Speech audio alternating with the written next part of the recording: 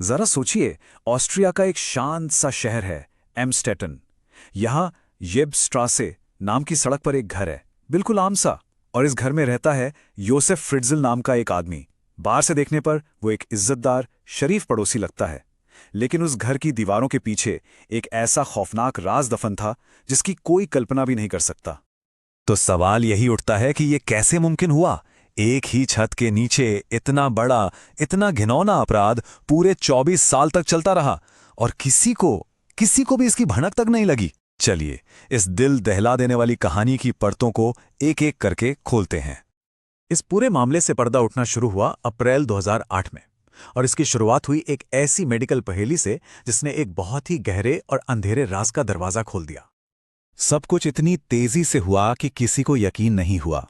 19 अप्रैल को कर्स्टन नाम की एक 19 साल की लड़की को बेहोशी की हालत में अस्पताल में भर्ती कराया गया। डॉक्टर्स हैरान थे, परेशान थे। लड़की का कोई मेडिकल रिकॉर्ड नहीं था और उसके शरीर में विटामिन डी की इतनी ज्यादा कमी थी जैसे उसने अपनी जिंदगी में कभी सूरज की रोशनी देखी ही ना हो। जब कोई सुराग नहीं मिला तो पुलिस ने एक पब्लिक अपील जारी की, कर्स्टन की मां एलिजाबेथ जहां भी हो सामने आए। और फिर 26 अप्रैल को एलिजाबेथ अस्पताल पहुंचती है अपने पिता योसेफ फ्रिट्ज़ल के साथ। और बस यहीं से उस खौफनाक सच की पहली परत खुलनी शुरू हो जाती है। पुलिस ने एलिजाबेथ को एक वादा किया। उन्होंने भरोसा दिलाया कि उसे अपनी जिंदगी में फिर कभी अपने पिता का चेहरा नहीं देखना पड़ेगा।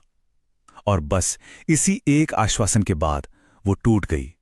उसने अपनी 24 साल लंबी कैद की दर्दनाक दास्तां सुनानी शुरू की। ये सब शुरू हुआ था 28 अगस्त 1984 को। एलिजाबेथ तब सिर्फ 18 साल की थी। उसके पिता योसेफ ने एक दरवाजा ठीक करने में मदद के बहाने उसे तहखाने में बुलाया और वहां उसने अपनी ही बेटी के मुंह पर ईथर में भीगा तौलिया रख दिया और बेहोश होने के बाद उसे उसी तहखाने में बने एक चेंबर में हमेशा के लिए बंद कर दिया। 8,516 दिन। ये सिर्फ एक नंबर नहीं है, ये उन दिनों की गिनती है जो एलिजाबेथ ने उस कैद में गुजारे। पूरे 24 साल। एक ऐसी सच्चाई जिसे सोचकर भी रूह कांप जाती है। और वो जगह थी कैसी? वो एक जिंदा कब्र थी जिसे किताबों की एक अलमारी के पीछे छिपाया गया था। आवाज बाहर ना जा सके, इसलिए पूरी तरह साउंड प्रूफ। न ताजी हवा, न सूरज की रोशनी। छत इतनी नीची थी, सिर्फ 5 फुट 6 इंच की सीधे खड़े होना भी मुश्किल था। और इस सबके ऊपर हर पल मौत का डर। फ्रिट्ज़ल ने धमकी दे रखी थी कि अगर भागने की कोशिश की तो वो सबको गैस से मार देगा। तो सबसे बड़ा सवाल, आखिर ये सब इतने सालों तक छिपा कैसे रहा? फ्रिट्ज़ल ने इसके लिए एक बहुत ही शातिर कहानी गढ़ी। उसने एलिजाबेथ से जबरदस्ती कुछ चिट्ठियां लिखवाईं। उन चिट्ठियों में लिखा था कि वो अपनी मर्जी से घर छोड़कर एक धार्मिक पंथ में शामिल हो गई है और बस इसी एक झूठ के दम पर उसने अपनी पत्नी, पड़ोसियों और पुलिस को 2 दशकों से भी ज्यादा समय तक अंधेरे में रखा।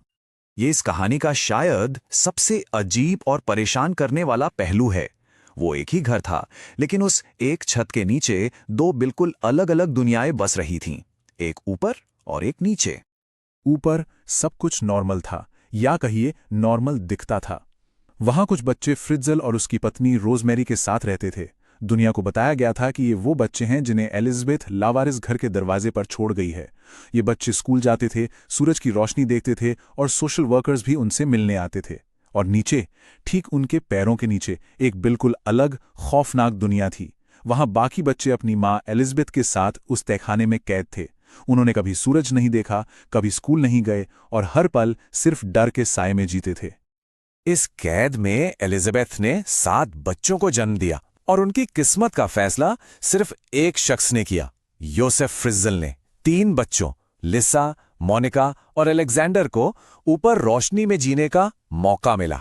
3, कर्स्टन, स्टीफन और फेलिक्स अपनी मां के साथ नीचे अंधेरे में ही कैद रहे। और एक बच्चा माइकल पैदा होने के कुछ ही समय बाद बिना किसी मेडिकल मदद के मर गया। अब सवाल उठता है कि आखिर फ्रिट्ज़ल था कौन? ऐसा क्या चल रहा था उसके दिमाग के अंदर? चलिए इस शैतान के मनोविज्ञान को समझने की कोशिश करते हैं। जो मैं अब बताने जा रहा हूं वो फ्रिट्ज़ल के अपने शब्द हैं जो उसने मनोचिकित्सकों को बताए थे। उसने कहा, मैं रेप करने के लिए ही पैदा हुआ था और मैंने खुद को काफी लंबे समय तक रोके रखा।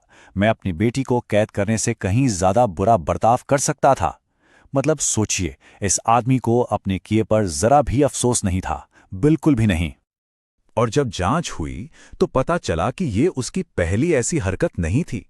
1967 में उसे एक नर्स के साथ रेप के जुर्म में जेल हुई थी।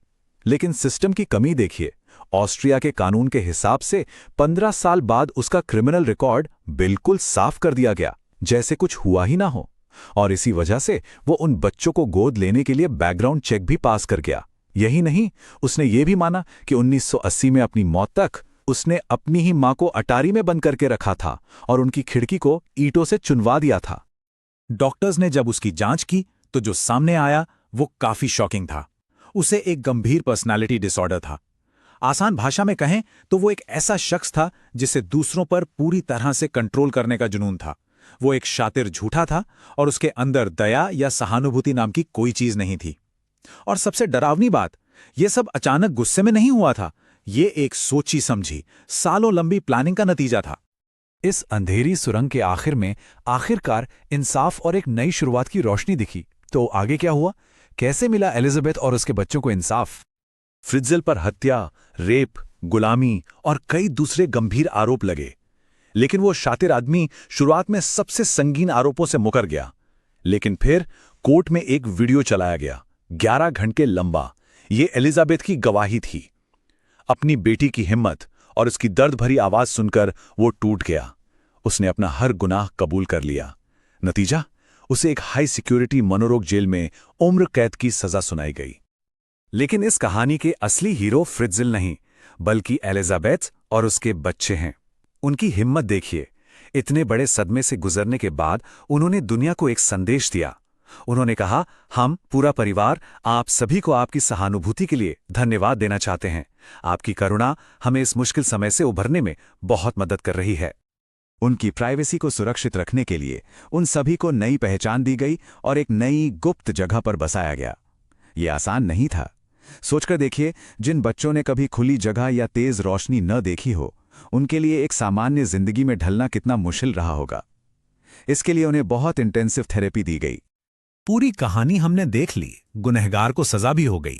लेकिन एक सवाल है, एक बहुत बड़ा सवाल, जो आज भी इस केस के ऊपर एक परछाई की तरह मंडराता है।